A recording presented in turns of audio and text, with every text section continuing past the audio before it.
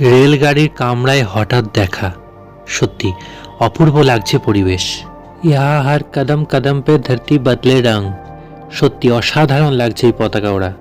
শেষমেশ সেই অযোধ্যা যেখানে রাম মন্দির প্রতিষ্ঠিত হয়েছে সেখানে এসে উপস্থিত হয়েছে। বিদায় জানালাম আমাদের ট্রেনকে। অসাধারণ লেগেছে ট্রেনে।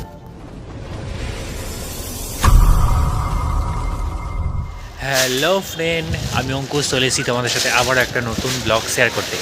আজকে আমরা যাচ্ছি অযোধ্যা রাম মন্দির দেখতে, এছাড়াও বেনারস বা আরও দু একটা জায়গায় যাব, তোমাদের পুরোটা দেখাবো। তো আমি সকালবেলা বেরিয়ে গেছি।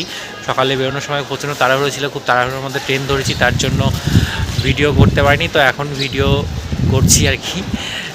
তো দেখো এইভাবে আমরা এখন নৈহাটিতে এসে দাঁড়িয়েছি। এরপর কলকাতা স্টেশন থেকে ট্রেন আছে, তোমাদের পুরোটা আপডেট দেবো। তো দেখতে আমাদের প্রথম ট্রেন যেটা, এটা তো নৈহাটি, আমি তো নবদ্বীপ থেকে উঠেছি। তো আমাদের ট্রেন ছিল 5টার সময়। তো 5টার সময় আমি ট্রেন ধরার জন্য আমি সকালবেলা উঠে পড়েছিলাম প্রায় 3টের সময়। বাট তাও ট্রেন ধরেছি খুব ছুটে, মানে একদম লাস্ট মুহূর্তে ট্রেনে উঠেছি। টিকিট কাটতে গিয়ে লেট হয়ে গেছিলো। যাই হোক, সেসব পরে কথা। তো সমস্ত স্টপেজ পেরিয়ে নৈহাটি পেরিয়ে এলাম ব্যারাকপুরে। ব্যারাকপুরে এখন পতাকা উঠছিল এবং এরকম সুমনদা আর প্রসেনজিৎ, আমাদের টিমে আরও বাকি যারা আছে তাদের সাথে পরে আলাপ করেছি। তো ওরা টিফিন খাচ্ছিল, আমি বাড়ি থেকে ভাত টাত খেয়ে এসেছিলাম এবং স্নান করে এসেছিলাম বলে আমি আর কিছু খাইনি। তো তারপরে ওখান থেকে ট্রেন ধরে চলে এলাম কলকাতা স্টেশন। কলকাতা স্টেশন থেকেই আমাদের ট্রেন ছিল। তো এই দেখো কলকাতা স্টেশনটা খুবই সুন্দর এবং খুবই সুন্দর করেছে, পুরো বাইরের দেশের স্টেশনের মতো লাগছে, বিদেশের মতো, এবং ব্যবস্থাপনাও খুবই সুন্দর। এবং এখানে সবার সাথে আমাদের মিট আপ হলো। এরকম প্রসেন, সুমনদা, ওর নামটা আমি ঠিক বলতে পারছি না। তো আরও একজন আমাদের সাথে আছে, তো তাকে আমি পরে দেখাচ্ছি।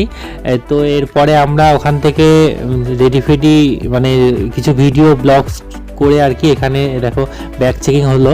ব্যাগ চেকিং হওয়ার পরে আমরা ঢুকে এলাম স্টেশনের ভেতরে।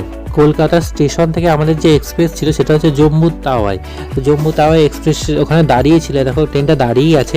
আমরা মোটামুটি একটু ব্লগস করছিলাম। তো তারপরে ট্রেন ধরলাম। দেখো এটা আমার কামরা ছিল। আমার এটা হচ্ছে ট্রেনটা, মানে ট্রেনের ভেতরটা খুবই সুন্দর ছিল। ট্রেন ছেড়েও দিয়েছিল।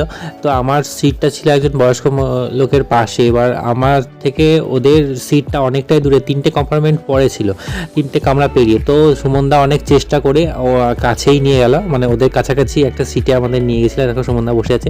তো ওখানে গিয়ে তারপরে আমরা লাঞ্চ টাঞ্চ করলাম এবং ট্রেনটা খুবই সুন্দর লেগেছে আমার। এসি ট্রেন এবং খুবই, প্রথমবার চাপলাম, খুবই ভালো লেগেছে।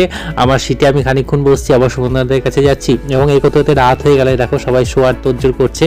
সবাই মোটামুটি শুয়েও পড়েছে। তো আমিও শুয়ে পড়লাম টাটা করে, এবং আমার মাথার লাইটটা জ্বলছিল বলে আমার খুব অসুবিধা হচ্ছিল। তো ফাইনালি 2টোর সময় লাইটটা অফ হলে এরকম অন্ধকার হয়ে গেলো এবং আমি ফাইনালি ঘুমিয়ে পড়লাম। পরের দিন সকালবেলা অনেক কাছে পৌঁছে গেছিলাম অযোধ্যার। তো হঠাৎ মনে পড়লো, হঠাৎ দেখা রেলগাড়ির কামরায়, ভাবিনি সম্ভব হবে কোনো দিন, সত্যিই সম্ভব হবে কোনো দিন ভাবিনি। এত সুন্দর একটা জায়গায় বসে এরকম আমি নেচারটা দেখবো, অসাধারণ লেগেছে আমার। মানে ট্রেনের জার্নি, এবং এই যে ইনি ছিলেন, ইনার সাথে অনেক কথা বলেছি। উনি আর্মির অফিসার, মানে আর্মিতে কাজ করে। তো বেশ ভালোই এরকম কথা বলতে বলতে সময়টা কেটে গেল। এবং এখানে অযোধ্যা ঢোকার পর যেটা দেখলাম, প্রতিটা ঘরের ছাদে আর কি এরকম পতাকা টাঙানো, প্রতিটা বাড়িতে।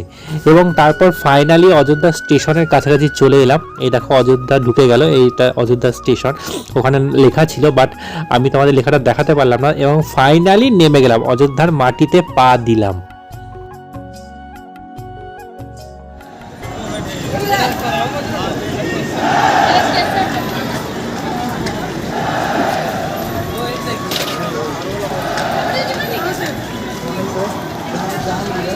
অযোধ্যা নামার পর থেকে পুরোটা জায়গাতেই সেই জয় শ্রীরাম ধ্বনি মানে কন্টিনিউ চলেই গেছে।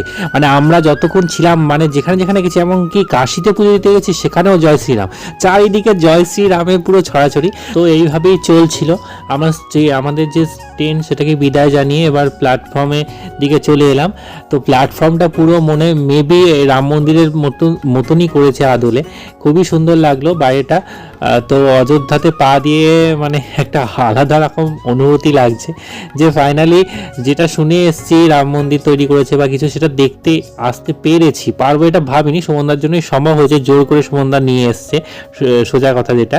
তো অযোধ্যাতে নেমে একটু ছবি টবি ভিডিও করে নিলাম। তো তারপরে এবার আমরা আর কি ওয়েটিং রুমের দিকে যাব।